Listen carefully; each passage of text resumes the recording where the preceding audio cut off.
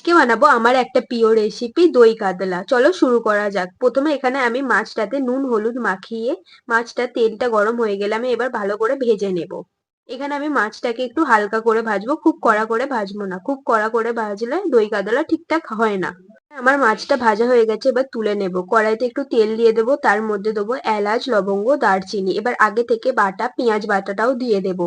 দিয়ে এবার পেঁয়াজটাকে ভালো করে ভাজবো যতক্ষণ না তার কাঁচা গন্ধটা যাচ্ছে। তারপর এতে আদা আর রসুন দিয়ে দেবো, দিয়ে একটু অল্প পরিমাণে নুন দিয়েছি, এখানে জিরে গুঁড়ো আর ধনে গুঁড়ো বেটে নিয়েছি, তারপর টমেটো বাটা দিয়েছি, তার সাথে কাঁচা লঙ্কাও দিয়েছি। এবারে একটু কাশ্মীরি লঙ্কার গুঁড়ো দিয়ে দেবো, দিয়ে এবার ভালো করে একটু কষাবো, তারপর একটু জল দিয়ে মশলাটাকে আরেকটু ভালো করে কষাবো যতক্ষণ না তেল ছাড়ছে। আগে থেকে কাজু বাটা পোস্ত বাটা আর কিশমিশ বাটাটাকে দিয়ে দেবো।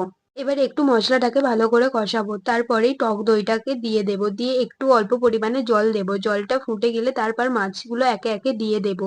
দিয়ে 20 থেকে 25 মিনিটের মতন রেখে দেবো। তারপর চাপা খুলে একটু গরম মশলা আর ঘি দিয়ে দেবো। গরম মশলা আর ঘি দেওয়ার পরে তোমরা চাইলে 5 থেকে 10 মিনিট রাখতেও পারো, আমি এখানে 5 থেকে 10 মিনিট রাখিনি। আমি এখানে গরম ভাতের সাথে এবার সার্ভ করে নেবো।